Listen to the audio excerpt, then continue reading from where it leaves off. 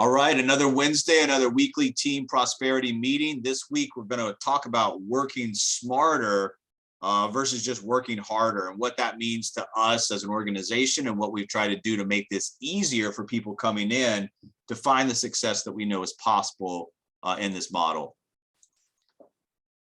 So we're getting into, springtime, summer will be around the corner. What you want to do, and we always stress this, is there's different times of the year, and there's different, peaks and valleys of the year in terms of, activity, in terms of results from other people. You want to stay on an even keel. You want to dedicate the same amount of time in July that you do in January. So you have to understand what you're putting into the business is one of the biggest determining factors of what comes out the other side of the business in terms of outcomes and results.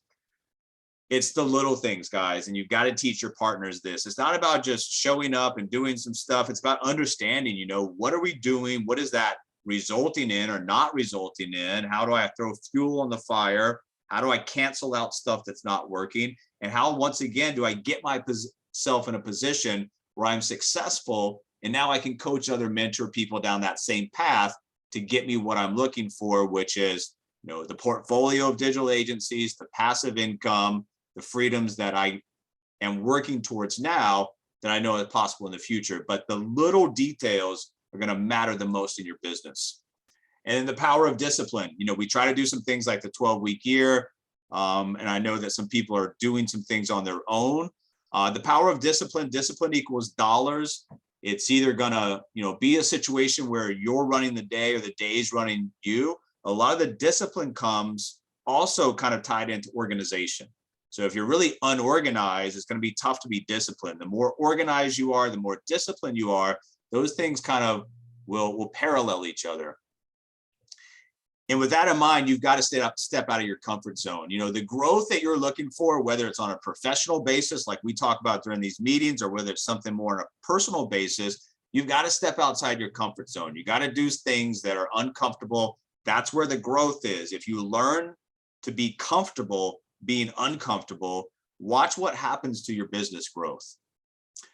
And for us, that really concentrates on, hey, what am I going to do today in terms of income producing activities to grow my business, to grow my wealth, to help my clients do the same.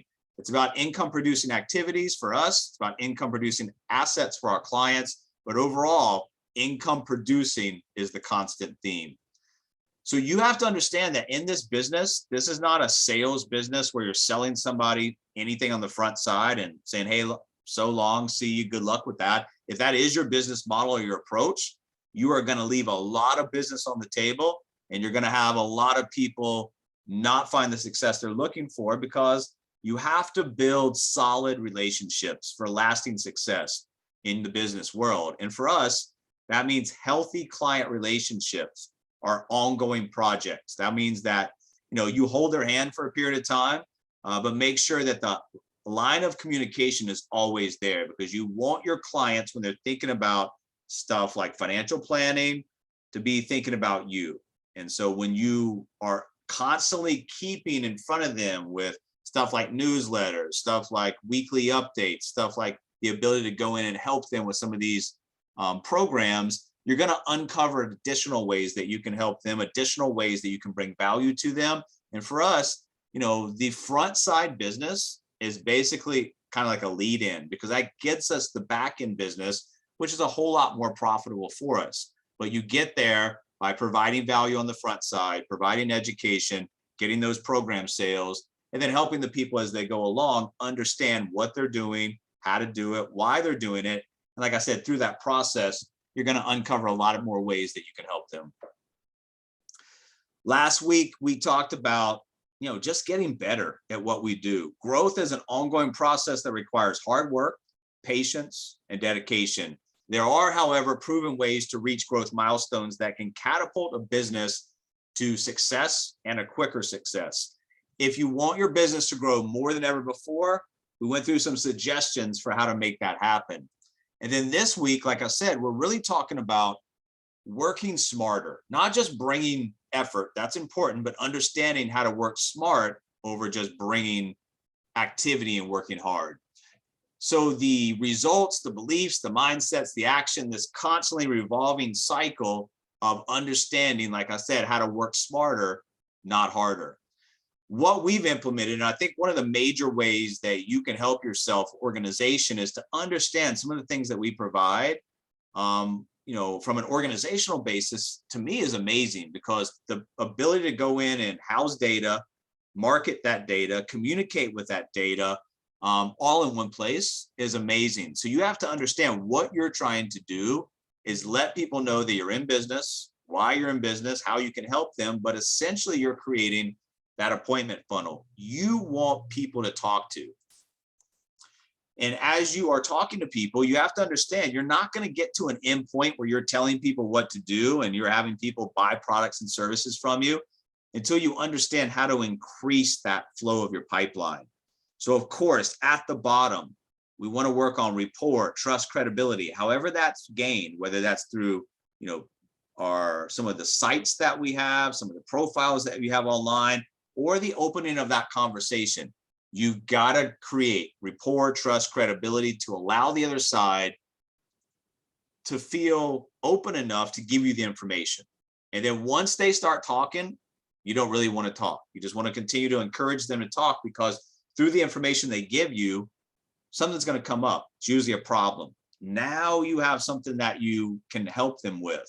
Now you can provide a solution, and that solution leads to an action step. So once you understand the value of this pyramid in terms of how it leads to, an increase in the flow of your pipeline, you're just dissecting that. If you skip steps here, you're working hard. If you master this, you're going to start working smart, because now when you get to the action step, it's easier for that other person to take it, because you've done what you need to uncover the problem, uncover the solution that leads to the action step.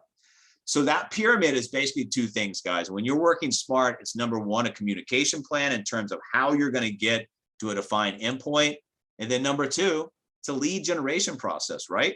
Because if the next step is, creating leads, then that's part of what we do. Once we've created the leads, then it's a different kind of conversation. But that lead generation process on the front side is pretty simple. You've got strangers coming to a site. That's a visitor. They're filling out a form to get something worthwhile. Now, if you're putting out garbage, nobody's going to fill out a form. If you're putting out something of value somebody wants, they will take the time to fill out the form, and that's a lead. That lead is different because now we've got a reason to contact the person. We've got something to talk to them about. We've got a reason to take them to the next action step. Remember, on the front side, that lead magnet, that ability to attract people into a lead conversion, a contact form, whether it's coming from social media, common market, cold market, I don't care. There might be a little differentiation in approach, but essentially you're doing the same way, same thing. You've got a persona, somebody you're talking to, you got a message that resonates with a percentage of those, you got something, a value added proposition on the front side to get them to do what you want them to do. That first action step, form fill, lead creation. That's called front loading your business. And if you front load your business with enough, then you're gonna get what you want. However, if your business lacks in the front load in terms of business traffic, in terms of conversions that lead to productive online meetings, then you can never get to the productive online meetings, because your flow of business on the front side is so minuscule and small that even the outcomes produced, it's not enough to keep you going. If you have enough traffic coming in, everything else will take care of itself. And if there's problems in the conversion cycle, working smarter, now we can uncover those problems and we can fix those.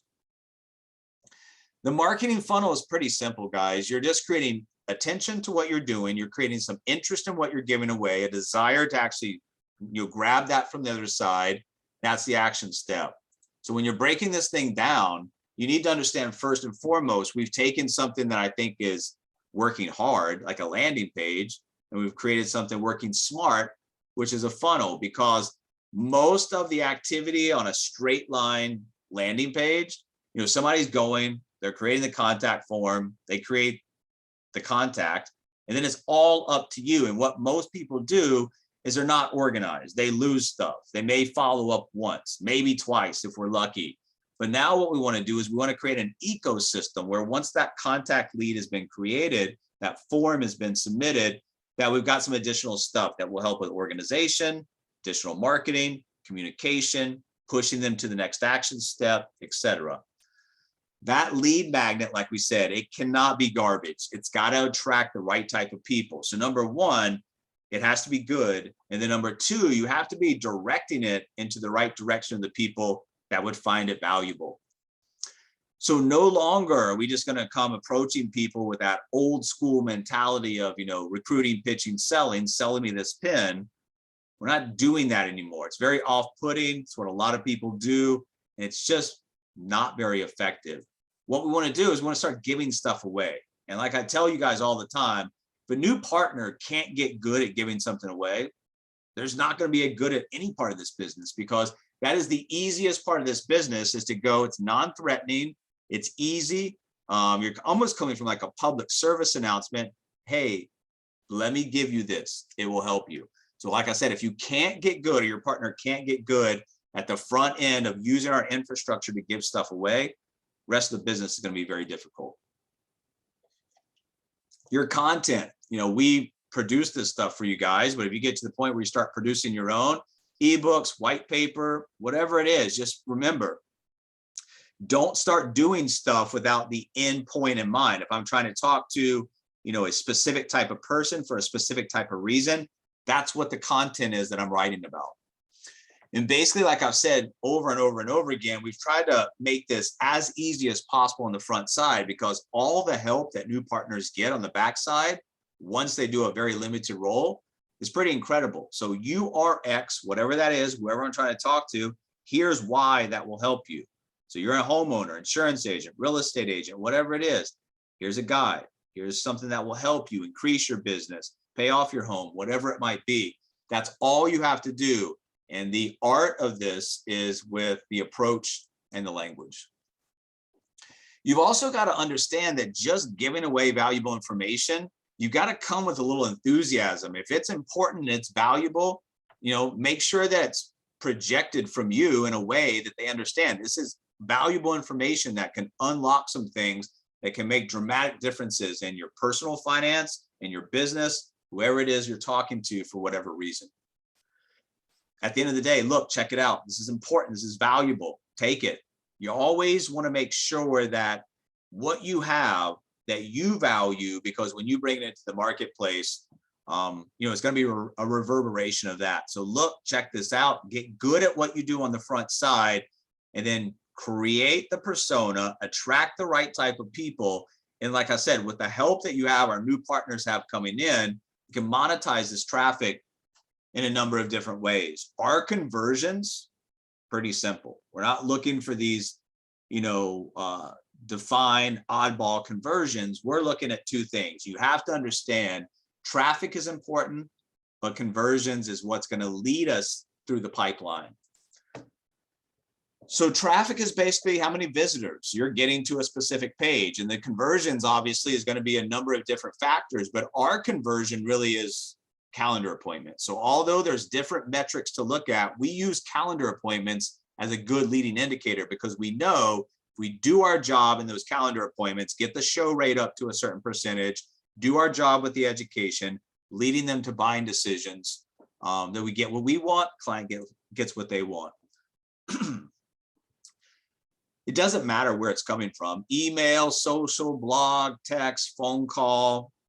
You're sending that traffic, like I said, directing that traffic to a landing page with some type of content they want to pick up, some type of ebook they want, offer is given, lead is generated. That opens the gates. And from this point forward, we're going to have the opportunity to, disqualify further, qualify further, pushing them down the pipeline that we've created, that factory pipeline, because as that lead's created, now we're sending them down an assembly line, and we're going to try to get them to an endpoint with automation. But if not, then they might, choose to quit during that process. We might have to come in and manually nudge them. But essentially, once that lead has been created, it initiates a process. So first of all, I'm the type of person who likes to envision in my head what things would look like. So this is what I'm trying to, if I'm working smart, all I'm really trying to do is drive as much traffic to these pages as possible. The right type of traffic, if I'm driving enough to there, I know I get a percentage of opt-ins, percentage of conversions, everything else starts to work. Once they're inside the funnel, this is what I kind of envision what's happening, because you got different people doing different stuff. Some people might be exiting, some people might be booking, some people might be taking surveys, whatever it is. Now you got different cycles of communication happening from what? That one lead in, giving away something that creates a contact form and a lead. And then through the process, guys, you need to continue the education process, not pitching, selling, but educate. So create stuff and then get in front of the people, share that content with your target audience. There's no need to mention products directly because we sell through education. You need to understand your giveaway. If you're going to work smart and you're going to, go out here and you're going to use all this infrastructure to create lead generation outcomes, you need to understand what you're giving away for two main reasons. Number one, to talk about it in the marketing of it. And then number two, to talk about it after the lead's been created.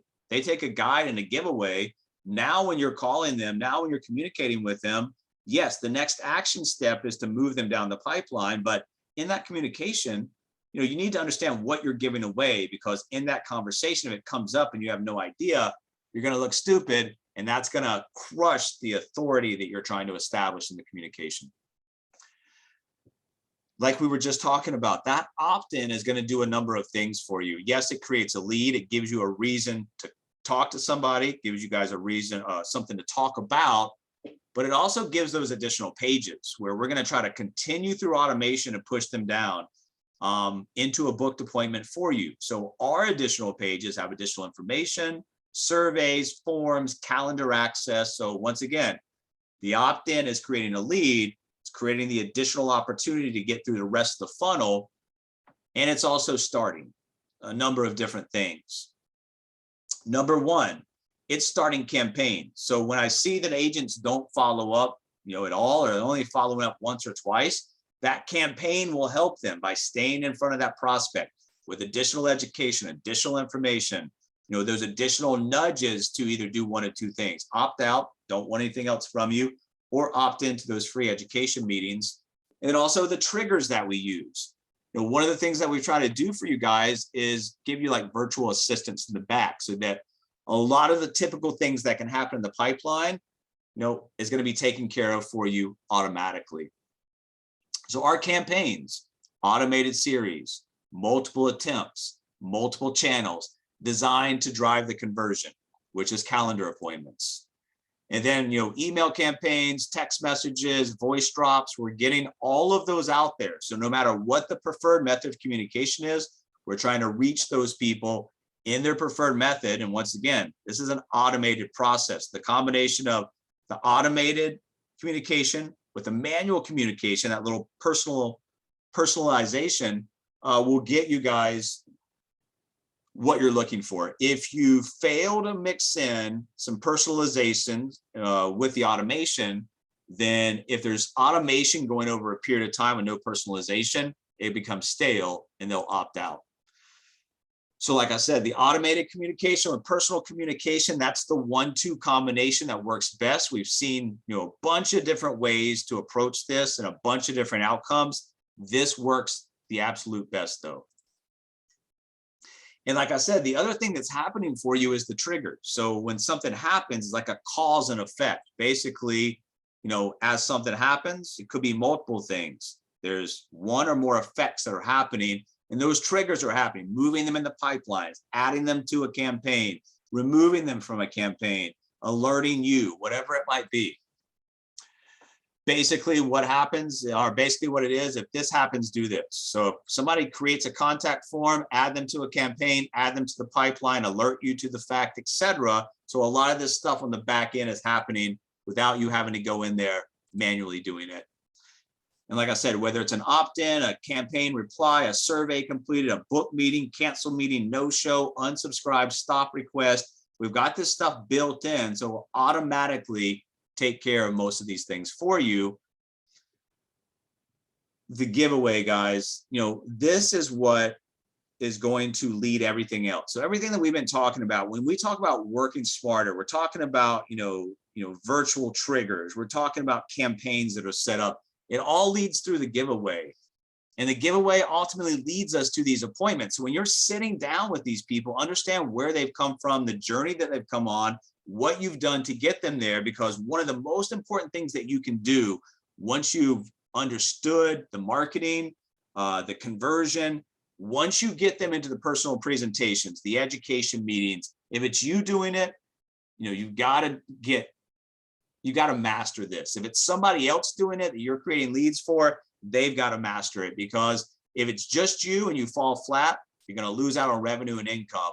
If you're doing this for somebody else that's creating a good amount of leads for you and you're not monetizing that lead flow, they're going to quit creating leads for you. So this has to be something at the end of the day where you master. You got to be on point with these presentations, because part of working smart is to understand when I get to that last step, the ability to monetize it is my responsibility. The lead creation, the automation, everything leads us to the point. Those presentations have to be on point. You have to come in there fresh. You have to get the information over clearly, articulately, concisely, all of these things that we talk about, but you have to make the connection in the presentation. It's not just about information or education. It's not about a solution. It's about helping people understand how you can help them and how you fit into helping them get to a desired point. That personal plan, guys, like I said, if it's 12 to 15 appointments per week and you're working smart, you're getting those. You've got to master those presentations, because someone coming to that meeting, they have a reason to do something. So now you're talking to somebody who has a reason to do something. When you connect the dots, put all this together and take them to an end point, helping them understand, like we talked about earlier, we're going to be establishing an ongoing relationship. I'm going to help you. I'm going to walk you through this. I'm going to hold your hand. This is how you create income on the front side, monetizing that traffic. This is how you create revenue and income on the back side by monetizing the relationship. Think outside the box. So although we have a defined kind of way that we want to approach with, giveaways and things that we talked about, think about how to get these out in terms of thinking outside the box. How do I get in front of my persona with what I'm trying to accomplish? But at the end of the day, you've got to be systematic. And this is one of the most important things, because if you're not replicatable, duplicatable, whatever you want to call it, then you're building a practice. You're going to be self-employed. It's going to be you as a salesperson for a long period of time. And every single month, it's just you starting over month after month after month, versus building an organization, being systematic. When somebody says, hey, what do you do? This is how I do it. And once again, if you're systematic and you can create this format, you can create this path to get other agents to an endpoint, to get them to their goals, to find their success. That creates organizational success. That's going to get you where you want to go.